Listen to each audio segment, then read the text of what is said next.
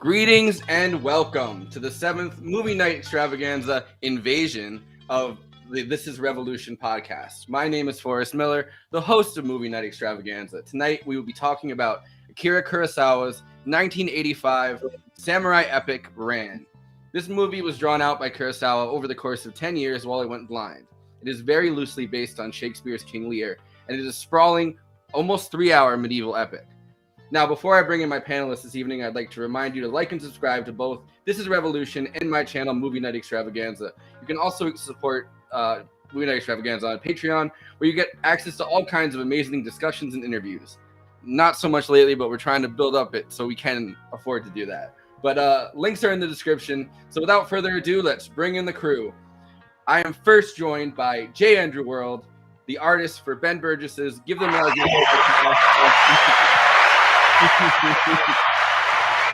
The co-host of Bad Takes and Movie Night Extravaganza, as well as freelance artist for graphic novels and book covers. I am also joined by C. Derek Varn, the host of VarnVlog, as well as co-hosting Daily This Revolution and Murder Science. How's it going? Hey, pretty good. I just want to, first of all, shout out. Today is my sister's birthday, so happy birthday, Leanna.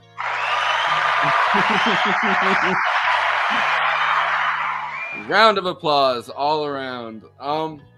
Yeah, so we should probably kick it to the trailer first.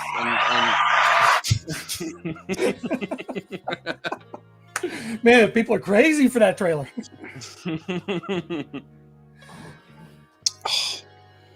It's just my luck. It's taking forever to play. I'm literally. It's not. I don't know what's going on. Wait, it's not working on. It's just my. It's. Oh, here it is. Everything wants to be difficult.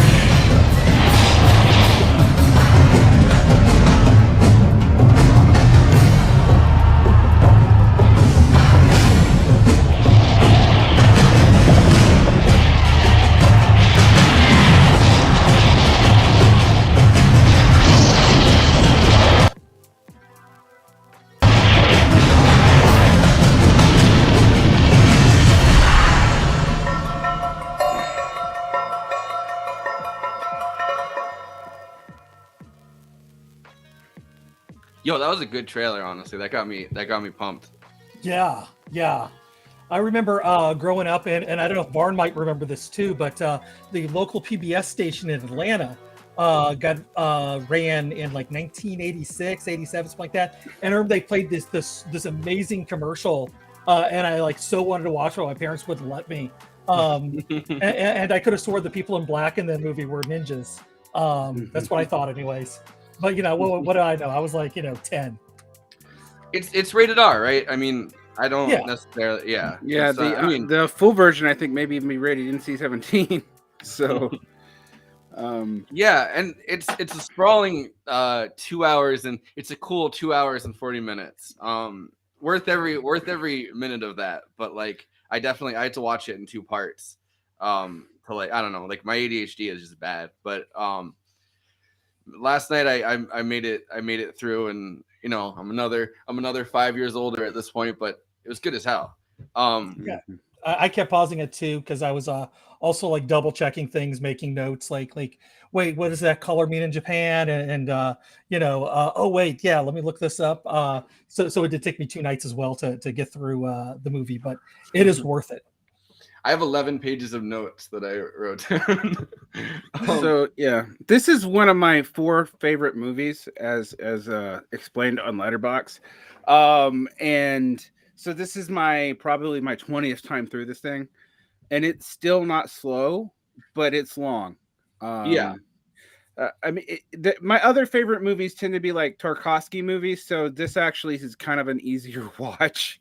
But I love Kurosawa.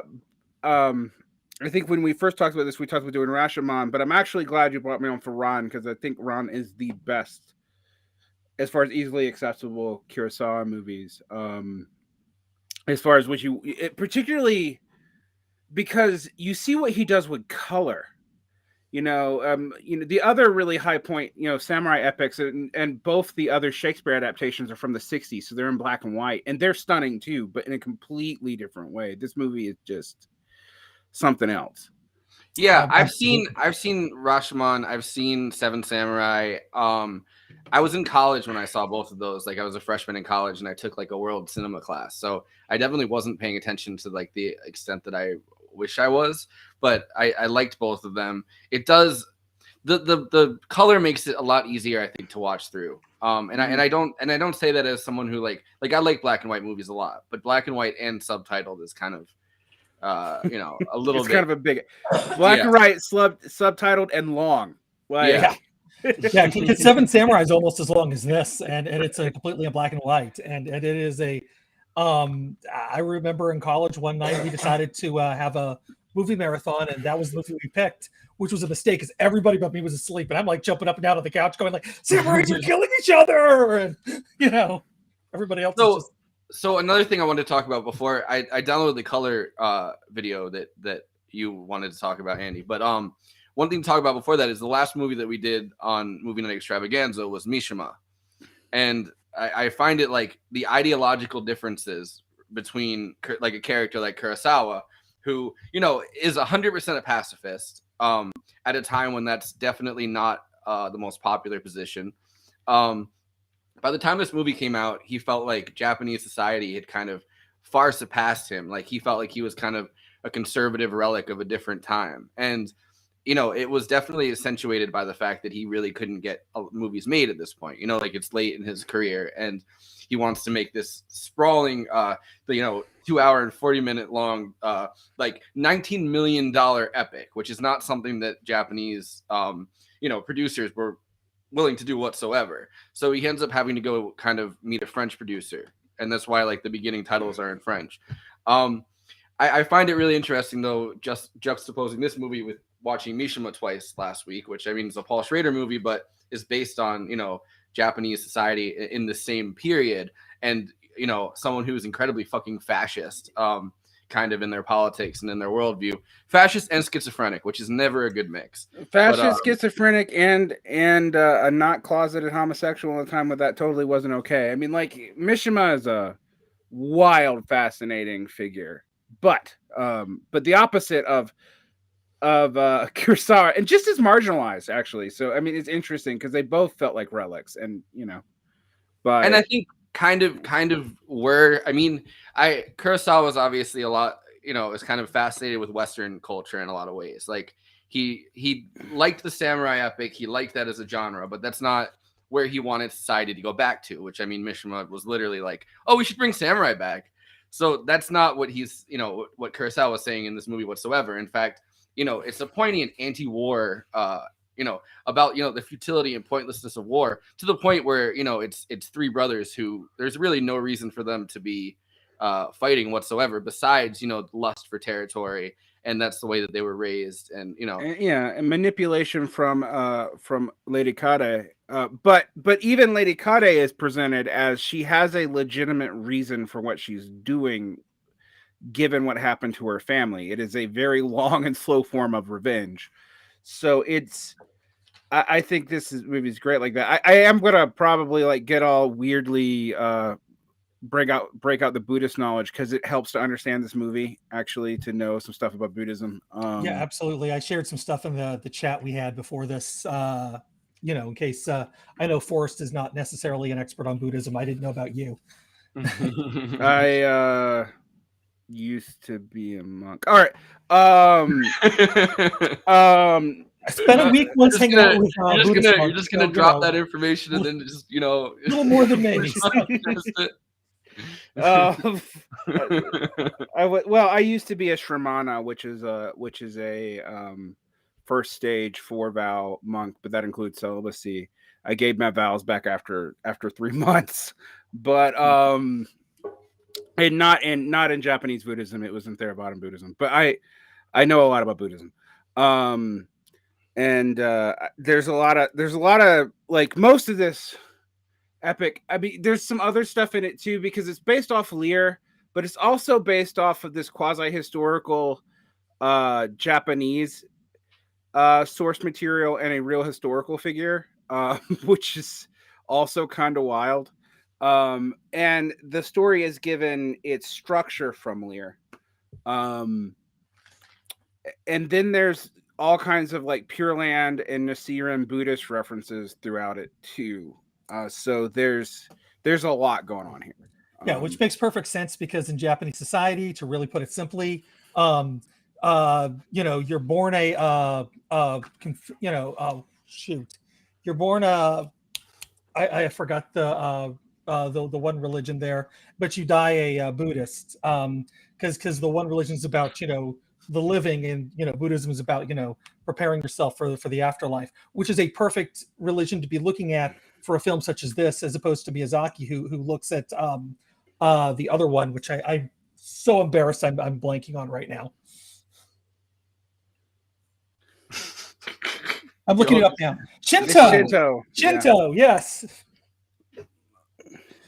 This chat's keeping up with us, definitely, right now. Yes, thank you. Yeah, and I have the Shinto Buddhism clip for the after. I'll play that in the after thing, where you kind of have the explainer clip for that. But yeah, I want to touch on the art in this, though, I think, before we really get too deep into the Buddhism stuff. And absolutely. And that's the reason that we kind of picked this this movie. I mean, you picked this movie, Andy. And so yeah, Jason, there's the color. I think it's the second one, the color clip.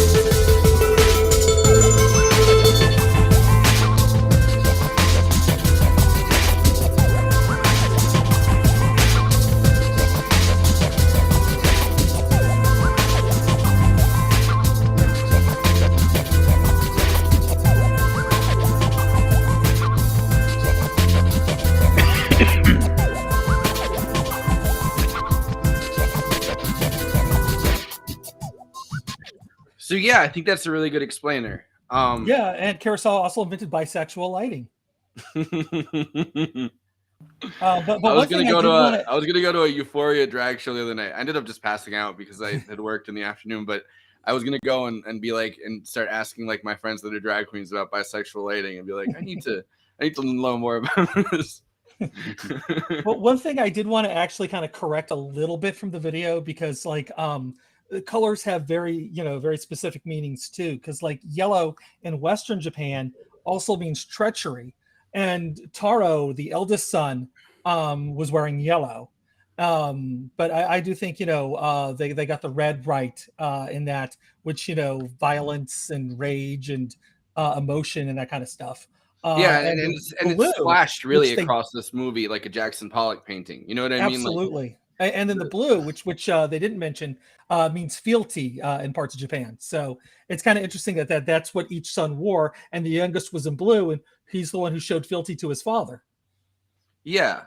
I actually wondered about that watching that video last night, and I was like, damn, they don't touch on the blue part of it. So that makes a lot of sense. I got in my notes, so don't worry about it. Yeah, and it's interesting that all three sons obviously are in the bright primary colors from the very start, right? Like Taro is wearing the yellow, and then Gyro, who you don't expect at the beginning whatsoever to be the most violent and treacherous son. He kind of seems like the one that's kind of just going along to get along. Even in the first scene is in the bright red. And then obviously Saburo, who's the third son that gets banished very early on. He's the Forrest character in the Give Them an Argument universe. Also has the best pizza, right? No, he's wearing the blue, and yes. The teal actually is my favorite color of light blue teal. But, and then the two other armies, just to mention them, they the one that Saburo marries the father of is white, and then the other army of the former rivals of this warlord is in black. So clearly which people are which whenever you're watching this, which is like you don't get that in say like Lord of the Rings where you're watching like everybody fight in the rain. It's like I don't know where the orcs begin and the elves end. But this one who's what. Yeah, I mean, I was going to say that with, something like Seven Samurai too, where, you're having to pay attention to a black and white movie where all of the characters are speaking in subtitles and there's fighting going. Like, it's hard to keep track of characters. In this movie, it's not. In this movie, very much who each character is because they are clad in the color that you're supposed to be keeping track of. And there's so many fucking characters that it works very well. Yeah. Agreed. So there's a lot of characters. There's in this one. It becomes the most accessible. Like you're right, though, Varn. It becomes the most accessible Kurosawa movie. Yeah, and the amount of characters is like many Kurosawa films because he stacks these films with just. I mean, Seven Samurai's got 7 good guys, and that's before you get to the bad guys and the villagers and all the other characters. But Varn, sorry, I cut you off. No. I think the setup is also very clear from the beginning. You have the color associations. Although I will say white and black have different meanings in Japanese culture than they do in ours. So yeah, but honestly, they didn't really mean much for the movie, so I didn't really. No, I don't think they're chosen symbolically. I think it's just so you can tell the characters apart. Agreed. I think it's fascinating how much comes from Lear though, because we also immediately, like, if you know the source, the Shakespeare source material, we also know their correlates immediately too. Like Saburo is Cordelia, we know that, like, etc. and so forth. I think also what's interesting is like we say this movie is the most accessible. I kind of agree with you, and Tom's like following what's going on. Acting wise, though, it's kind of not, because a lot of the characters are acting naturalistically, but not all of them. Some of them are using no play signification and movements and stuff like that, and it's intermixed, which is, I mean, particularly with Lady Kata, is one of those things where I'm like, And then you also have the exaggerated like fool character who's awesome, but is pulling from both like Japanese tradition and from the Western fool tradition. So it's but there's all this stuff going on. I think that it's fascinating that it is based on King Lear, because there is that kind of prophetic character, I think, going all the way back to also like Greek tragedy too, like on top of Shakespeare, where this kind of prophetic character is always kind of speaking in like almost riddles that you realize correlate to like things that are going to happen later on in the movie, and they're kind of they're kind of a prophetic force, I think. And the fool sometimes is that, but like at other times seems to be just responding like it's like a weird like dynamic where it's a fool that's finally free. And I kind of find that fascinating, because like what is a fool that's kind of finally free going to really do? And become Weird Al. Maybe. But like I don't know, I found that part of it fascinating. I don't think really in Shakespeare they ever touch on like I don't think Shakespeare ever really, because I think the archetypes get more play here because it's a 3-hour movie, which I find really interesting. Well, I would say in the speaking truth to the king role of the fool is in Shakespeare. The prophetic stuff is not as much. What I also find interesting, just to compare it to the other two Kurosawa Shakespeare movies, which are, like I said, there's the famous one, Throne of Blood, and then there's The Bad Sleep Well, which is Hamlet, which I think is not as well known. It doesn't have a Criterion edition, for example. It's also set in then modern times. It's right? like 1940s, 1950s, somewhere in there. Right. It doesn't have a Criterion release, though. Did it even really happen? Well, I mean, Rand doesn't either, but Rand does have a Criterion release. It's just not on the Criterion channel, which is interesting. They do have a I don't think they still have rights to it, because I think they lost it for the 4K, just to get super nerdy about it. But to get The Bad Sleep Well is kind of interesting, but Throne of Blood actually is, you would think it would be very similar to this, because it's Macbeth samurai, right? But the poetry stripped out of Throne of Blood, at least in its translation in English. I don't speak Japanese. It might actually be in the Japanese, but whoever translated the subtitles, it reads very prosaically. Also, like Japanese language is naturally more poetic than English. So there's that, but that's just Japanese language. Right. By the way, I should say the Criterion's out of print, I guess. So you're right about that. Right. Yeah. But this movie, maybe it's better. Maybe it's better people translating the subtitles. I don't know. The poetry's still there, and it's clear in the subtitles. Yeah. And that's not true for Throne of Blood. I actually would need a Japanese native speaker to like tell me if it's just bad subtitle translation. But it does seem like the interest is different in what he's doing here. Whereas in Throne of Blood, it's very direct. While the violence happens off excuses the 50s, it's a very direct sort of movie. There's so much metaphor and poetry and stuff going on in this that it's wildly different. Also, with Throne of Blood, they shoot live arrows at Toshiro Mifume's head, which is amazing. like if one reason to watch the movie is just for that. One thing I want to point out is the fool sings that song that like turns Hidedora and Taro against each other, kind of, and the poetry really does stay within it. See the Lord, Gordon the wind, swinging this way, swinging that way, spinning as the breeze blows, dangling hollow from the tower. Like that maintains the rhythmic cadence, I think, almost within being like translated from, being translated from Japanese, but also like being translated into a form where like, it still maintains that structure to it. Yeah, and interesting too, like Peter, the actor who played the character, has a gorgeous singing voice and doesn't use it in this movie. all the songs are kind of more sung traditionally, which is a little more guttural than the beautiful like Sinatra-esque jazz he did as pop music back in the day. Mm-hmm. We have some English fans in the chat saying, "How is Japanese inherently more poetic than English? That seems impossible to actually quantify." Fans of English, it is more concise than English, in that it uses particle construction. But I say that as if I know. I just know because I kind of speak Korean. So which is maybe a related language, maybe. But they use the same. The sentence construction is very similar. That I do know. So to not get totally off topic. So what do we think about this first scene? You start off in this dry, like picturesque camp. We have the scene.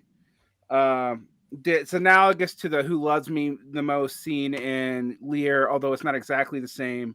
And you have Saburo, very like is always punking his father kind of, but also you see immediately when his father falls asleep, he goes and takes his sword and cuts down a branch of a tree, branch of bamboo to make shade. And then when they get back together, he also, his father's making, frankly, literally, I mean, like in the Japanese context, it's not fascist, but it's literally a fascist point. The whole like one stick breaks, a bunch of sticks don't break, and so it's literally 3 arrows. Like it's the anti-communist German right, right. And Saburo just goes, "Okay, I can't do it, just my hands, knee." And everyone takes it as totally insubordination, but he is kind of making a point about his brothers without saying so. Yeah, like they're not gonna be unified. It won't take much to disunify them. And he says it in like an incredibly interesting way, I think, because I mean, in this movie, I think truth turns out to always be prophetic, right? Like it turns out to be that people can see ahead to what's really going to happen. And he says, "What kind of world do we live in? One barren of loyalty and feeling. You spilled measureless blood. You showed no mercy, no pity. We too are children of this age, weaned on strife and chaos. We are your sons, yet you count on our fidelity. In my eyes, that makes you a fool." And it becomes prophetic because, as much as in that first scene when you don't know the characters at all, like it's like, oh, this guy is kind of just being fucking wise ass, like, fucking with his dad. And like you can think about like kind of and we talked about this kind of with Mishima, like the Confucian tradition within Japan, which obviously is not as overwhelming as it was within Chinese culture, but like is still there, where there are clear hierarchies where like your father makes a decision, you're kind of expected to take care of your father, which they immediately fuck over. Like he immediately is like, "Hey dad, I'm kicking you out of the fucking castle. Like, you got to sign a deal. There's almost like a very Western capitalist way of dealing with your dad too. You're like, "Hey dad, you need to sign this new agreement, this contract, and like get the fuck out." Looking forward to John Jr. doing that to his dad. But like he does. So it's like Saburo immediately does see the fact that these are 3 violent warlord brothers. Like there's no way that they're just going to be like, "Oh, we should support the oldest brother." And that's going to be like the way things go. And Jiro, who ends up being like the character that, fucks over his brother as immediately, kind of is the first one to be like, yeah, dad, I respect you too. I love this. This is going to work. This is going to be great. So it's an interesting scene. And I think you see everything that you need to out of these characters almost immediately. Yeah. I think it's interesting also that he chose characters that are clear analogies to an actual historical figure. The historical figure is Motonari, so it's not, the name used is not the one that would have actually that was used, because I think Kurosawa is fictionalizing them so much that through use of Lear that it's divorced from that. But the warlord context, I think, is important because that's not really in Lear in the same way. like, you know, in Lear, you're dealing with a mythical king, but one in a not very contested environment who's setting up a highly unstable, you know, inheritance situation with daughters. In this scenario, you know, the Lord is not a king; he's a warlord, and he's a lord because he, you know, is able to kill enough people to do so.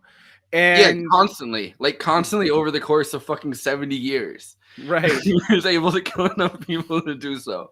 right, and so, you know, one of the things I think Kurosawa is implanting is this has bled into his family life in a way that he can't get away from, even though there are multiple good characters. I mean, it's not just Saburo. In fact, Saburo is not the goodest, to use the most good character.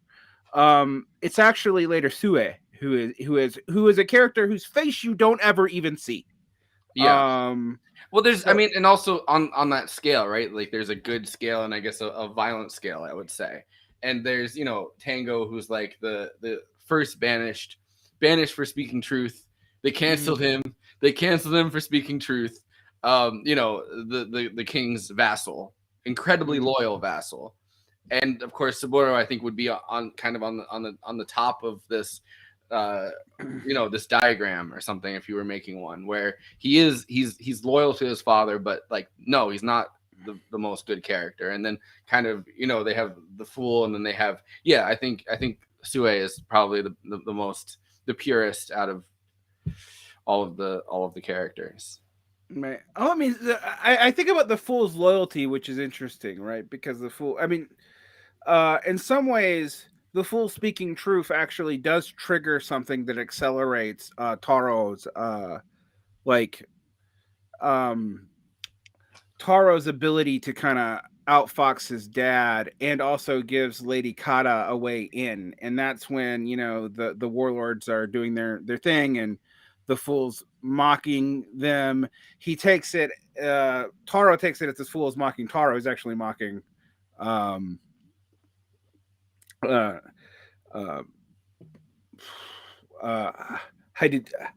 Tora. Yeah, Heidi Tora. But Heidi Tora, as one of the sub warlords, goes to just, you know, axe this guy with his sword. Heidi Tora offs him, like, from, like, you know, with an arrow from the tower, just out, and that is the context, you know, that gives him the pretext for being able to cut him out. Because what are you doing, you know, taking out my warlords? You're no longer the head of the clan. You've given that to me. It's an incredibly like Godfather-esque, or like almost Sopranos-esque scene, right? Like, with you know, all of a sudden someone's been given power at the top of this, you know, empire, and they're like, well, you don't really fit into this situation anymore. You're not giving me my due respect. Like, you know, it doesn't work with two people kind of sharing power. You need to defer to me. And of course, that has a different context completely when it's father and son in like a Confucian, you know, sense. But like, it does feel a lot like that, right? Like, you've given up power to your son, you've deferred to him, and then he's like, listen, this is my territory, and you're impinging on it. Like, you can't really share, you can't take the banner. And the banner is a very interesting symbol of that, right? Like, he's like, oh, I'm going to keep my banner, I'm going to keep my title, but I'm going to defer the actual power to my son. But then how do you really think about that, right? Like, is power itself is kind of a symbolic thing that only really works if you're using violence, like the violence of the territory, the violence of your own army, to enforce it. Like, it doesn't really work if you're like, oh, I'm handing off this symbolic part of it, but I'm going to keep this, and I'm going to keep my like flag, and this is the flag everybody kind of knows within this entire territory, but I'm going to keep that, and he gets the power. Like, you give away 100% of power, or you give away no power. Like, there isn't really a middle ground. Right. So, but we also, I mean, this is where we also see Lady Kata really come in, and Lady Kata is interesting. I mean, like, even in the way she's made up, she's both made to look like kind of an oni. I think that's what these little marks are doing up here. From like, but it was also the fashion too. If you remember, like back then, like the hottest thing in Japan back then was like shaved eyebrows, painted up top in the middle of your forehead, and blackened teeth, and just like, ooh, bunny. That's just like what they were going for. Yeah, She would but I have also killed in Tokyo. but Yeah. she also is made. She also specifically given Noah traits related to a fox, or no theater traits related to a fox, which is also that's pretty highly symbolic. I mean, and she is like, when you see of the female characters, and there's not that many in this movie, but of the female characters, she's the only one made up that way. Like, so I mean, and also she acts in like a very high pitched voice. She's really, and I think if we were Overacts, right? Like yeah, that's the yeah. specifically, and that actress is actually doesn't always act like that. That's specific to this movie. So it's meant to stand out. It's also she's given, like I said, she acts in a no theater characteristics. Like, I don't really know. When I first saw this movie 20 years ago, I didn't get it. But that element of it, I was like, what? Like, why is she acting so weird? What's with, like, how's her voice that shrill? Like, what's going on here? And she and Hitodora are given, like, Hitodora, as particularly as he goes crazy, or like totally in exaggerated makeup. And I also used to think that was like bad makeup, but then you look at everyone else in the film and no one else is like that. Like, it's kind of almost, I mean, I hate using the term in this context, but like, it's almost zombie makeup. You know what I mean? Like, the kind of makeup of a person who's seen like their own death and is living kind of in this afterlife. Like, it's makeup kind of in that context. Like, he's, and it's gray. that exaggerated hair too, that you know, and eyes and whatnot. You've seen like prints like of that of oh man, I'm doing great tonight remembering things. It's my favorite printmaker from Japan, and I just completely lost it. He did what is the 27 or 37 views of Mount Fuji, you know, the famous one with the wave. Yeah. Yeah, but if you look at like some of his more warrior paintings, like the Elder Warriors looked like this figure, as well as like the fact that, yes, it also, you know, as it went on, he's almost looking like he was in a Romero film. yeah, I mean, that's what I'm saying. He's green at the end of the movie. Like, he's literally green. I mean, when you like see him, when you're like watching him dig his own grave when his period of like utter madness after the hurricane. Is it Hasuke Katsushika? No, but he's great too. I just looked up views of Mount Fuji. Yeah, wait. Oh man, I've actually seen all of them in like at a show in DC a while ago. All right, no, it's all right. I feel embarrassed right now. was trying to real time. Hiroshige, is that the? Does that ring any bells? I don't know. Hokusai? The chat. Hokusai, there we go. Thank you, chat. Specifically, Kagatio and Sean Moon. Yeah, he's like the biggest one too. Like he's considered the godfather of manga. Fuck yeah, chat. This is gonna be a very hard audio episode for Jason to have to edit, by the way. This is not. Yeah. I don't know if it's gonna translate the same way. So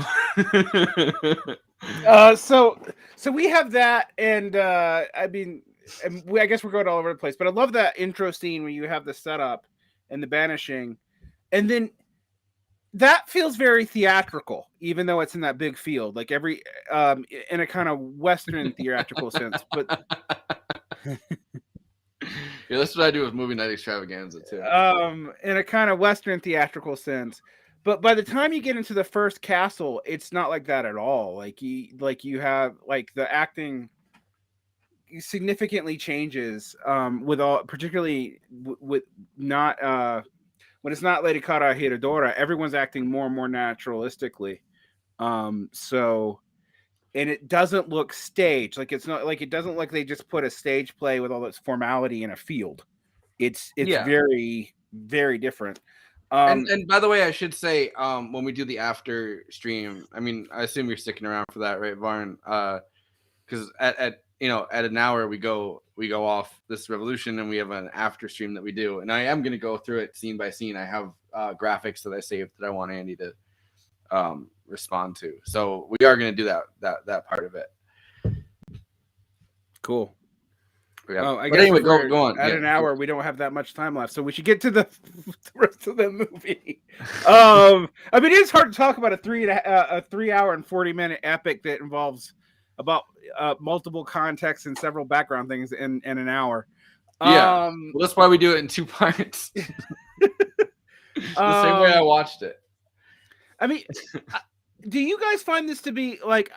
There's a big argument of whether this movie is super pessimistic or not. I mean, the source material is kind of pessimistic, but also the title literally is chaos, and the ending sequences, which I guess we can talk more about later, are not sequences of hope.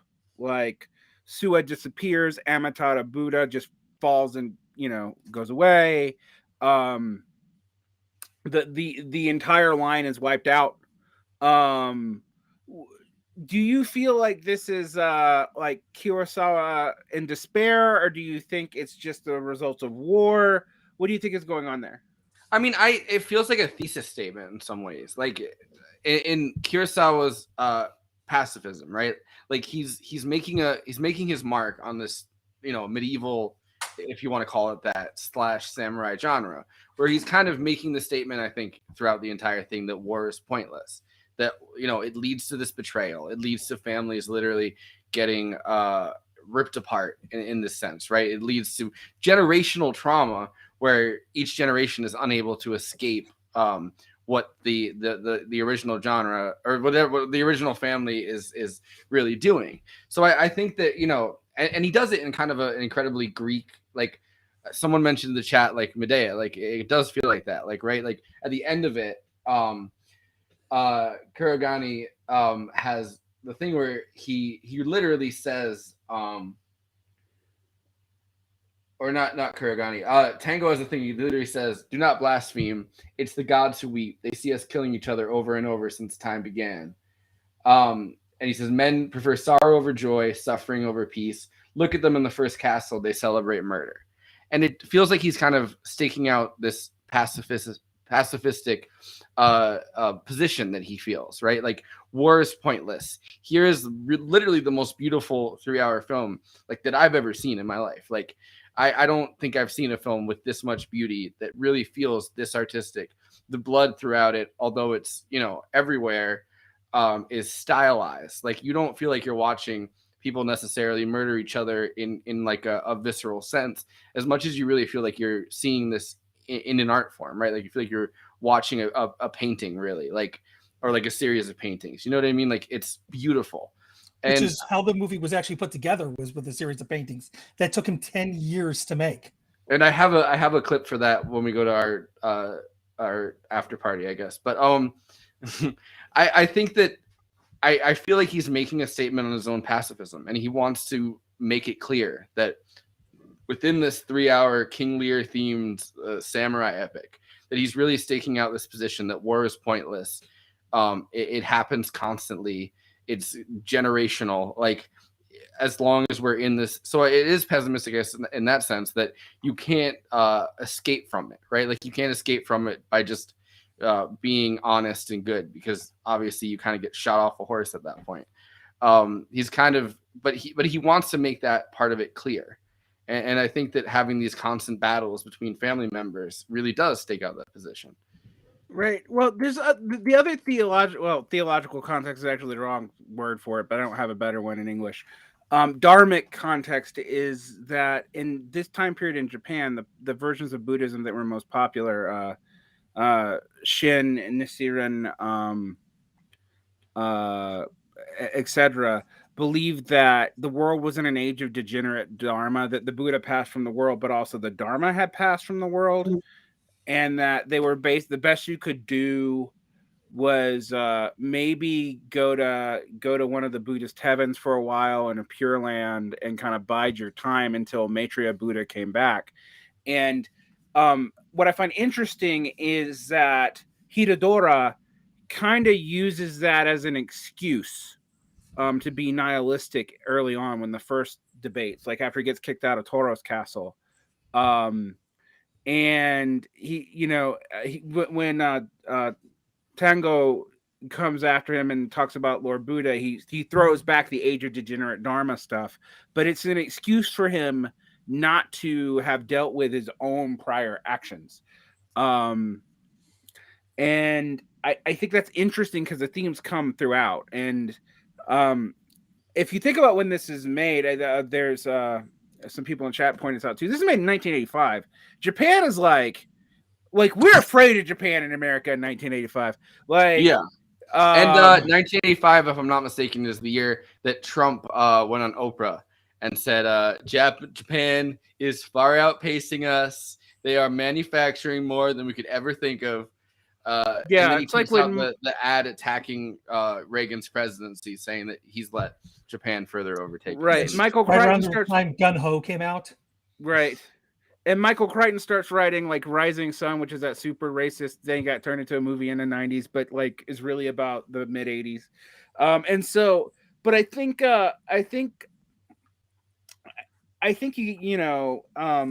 it's pretty clear to some people in Japan that this is all going to kind of at least stagnate, if not just stop. And so that seems to be some context for this. So that's what I got. I find this movie like very bleak. I've read some interpretations it's where also like the same year that Mishima came out, which makes it a very fascinating movie to talk to back to back. Oh yeah, that is interesting. I mean, yeah. Although Mishima is a Westerner writing about a 100%. I just it's just interesting to have talked about those movies back to back. I mean, that is 100% a Westerner's take on it, but they still did feel embarrassed about the fact that had even happened in Japan. Oh yeah, you know what I mean? Like, I mean the guy like basically.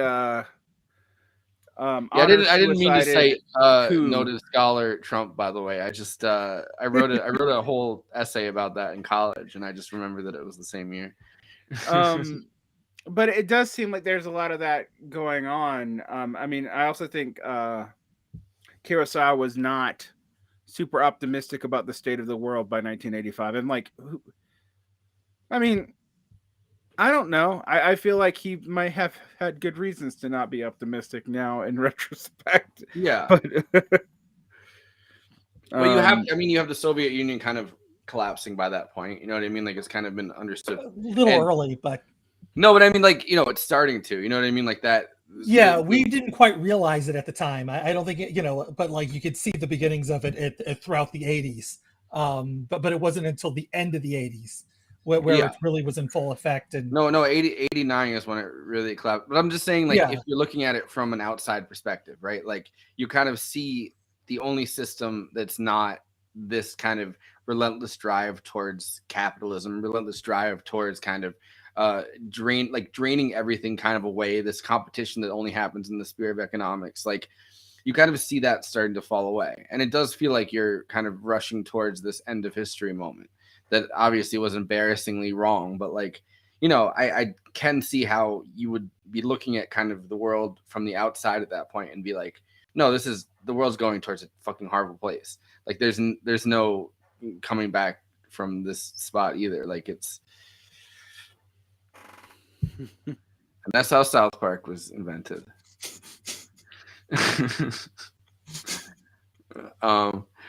But yeah, I'm just saying, like, I don't think things necessarily feel optimistic at that point. And I'm not trying to say that it wasn't a pessimistic film. It definitely is. I just think that it's kind of interestingly staking out this position, right? Like this feeling that like war itself, which is something that we've undergone. I mean, the entire world has undergone nonstop, like for the last century, right? Like, and I remember when I was in elementary school in 1988, and people were like, "Well, maybe Vietnam will be the last war."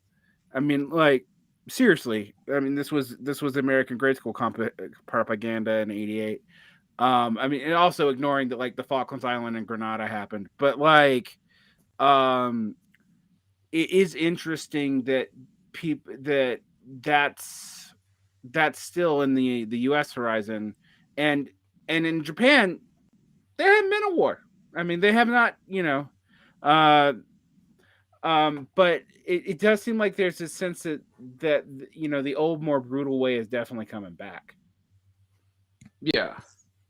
By the way, I pronounced it wrong, and I said Mishima instead of Mishima. And thank you for pointing that out, chat. I feel great about myself. Yeah, enunciation always goes on the third syllable. I will butcher everything ever said in another language, and most things said in English. So yeah, well, I get shit on Movie Night Extravaganza for it. Fucking. I mean, you deserve it, but you know, you just embrace it. You'll never say anything correctly like I do, and you'll be fine. All right. Like, butcher English, and it'll help. Like I do on a regular basis. Have John Barber on more so you can really feel it. We're getting towards an hour, so I probably should cut it here and say that we're going to be doing an after show on both YouTube and Twitch on Movie Night Extravaganza. I want to continue this conversation for sure. I just think that, you know, in the 7 minutes, we're not going to get to a point where it kind of stalls out, because I am going to go through this. I'm going to go through it like scene by scene, I think, within this context. Now, once I get control of the production. So I will say thank you so much for joining us on this episode of Movie Night Extravaganza Invades This Is Revolution, since we used that intro. You know, follow both of us. I mean, whatever one you're watching on, follow the other one, Movie Night Extravaganza or This Is Revolution. Like and subscribe, hit the bell, whatever they're saying, you know, now out there. You know, Movie Night Extravaganza has a Patreon, patreon.com/Movie Night Extra, I believe. It's in the show notes, though, if it's not, if I didn't get that completely right, because they're flipped. But we will be going live again in about 5 minutes after this. So thank you so much for joining us.